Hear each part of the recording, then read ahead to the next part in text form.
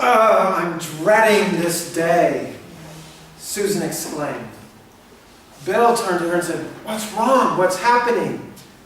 And Susan said, "How could you forget? Today is the day we get our new manager." And suddenly, everyone in the coffee room gathered together to compare notes. What would this new manager be like? Would he be a driving taskmaster? Would he be someone to inspire them? They didn't know. But then Greg says, "I remember about half a year ago, I was out with some friends at the cafe, and I saw John, our new manager. He was buying drinks, rounds for the whole party, and I noticed it was the company credit card. They stayed up all night singing karaoke songs. I'm worried about our new manager because we're in a crisis situation. We need results. John, he's a happy-go-lucky guy who's just willing to spend company funds, and I'm afraid they're going to close our office." And then Aisha says, "That can't be John. My cousin worked with John in Aturao, and he participated in the BG Energy Challenge. He's like a hard driving taskmaster. They came to Almaty, and they had to climb a peak. First, they filled their backpacks with heavy stuff, and they hiked up the mountain. They get up there, and they lay camp. And then early the next morning, John's out there blowing his trumpet. Boo, boo, boo, boo. Get up, we have to be the first ones to the top of the hill." He didn't care that people had blisters on their feet, that their legs were tired, that they just wanted to sleep because it was so cold they didn't get a wink of sleep all night. He said, "We've got to win this contest. We have to show them our company's the best. We've got to be the first to the top." And then Gauhar says, "That doesn't sound like John. He's kind of under the control of his wife's thumb. My cousin, when he worked with him in Astana, every time at the end of the day he had to call home and tell his wife what he was doing that night and how it was. And he did FaceTime with his kids. And on the holidays, he immediately went back to Almaty to be with his family. He didn't really seem hard driving. He wasn't ambitious, career-oriented. He's not like that at all. And I'm worried too about our company. I don't think he has what it takes to see us go to the next level." And then Damir says, "Well, when I worked at KPMG, one of my colleagues did an audit for John's company.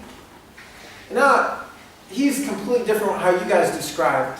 He had like a microscope checking every figure that we did. How did we calculate the formulas? Why did we do it this way? I'm afraid he's going to be a micromanager. I can't stand if someone's looking over my shoulder at every little thing I do." And then finally, Big Zad's like, "We can't all be right, can we? We have such different images of John." And then Dalet says, "Well, let me explain things a little bit more. I was on the selection committee, and I had the opportunity to read the reference letters, to look over his files, and I can help put this picture together for us. Yes, John is someone that pushes people hard. He wants to achieve goals. And you know, Greg, that night that you saw him partying, singing karaoke till late into the night, that's because their division won the sales award for all of Eurasia. They had worked hard, they'd achieved results, and he wanted to take them out and to celebrate. He doesn't do it all the time, but he does it when it's necessary, when people need to relax. And you know, Gauhar, you're worried about him just caring for his family and not being ambitious or pushing people. It's because he's a loyal person. Someone in the reference letter wrote about how they appreciated his leadership because when his wife was sick with cancer and he had to miss some days, John sacrificed going back to Almaty to be with his family and put in the extra hours, the extra days to make it happen." And so Dalet went on to share more of the other stories, how people get a complete picture of this new manager, John. And so the moral of the story is we don't want to judge someone based on a single experience. Some might say we don't want to judge a book by its cover. We got to dig in and find out more about it.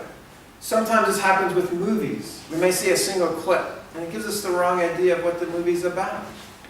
But this also happens that sometimes in other areas when we look at things. For example, take the person of God.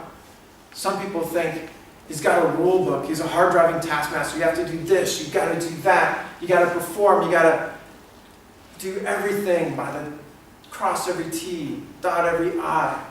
Other people are like, no, God's more like a genie. I rub my lamp. He comes out. I make my wishes. My every wish should be his command, and I should get what I want.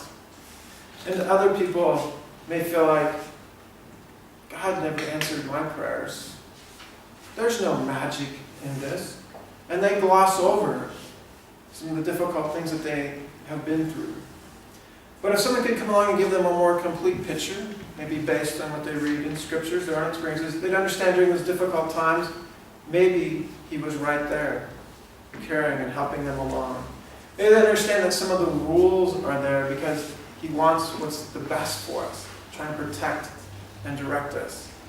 And maybe they understand that sometimes he does seem soft because he may be forgiving. Because don't all of us need a little bit of forgiveness now and then?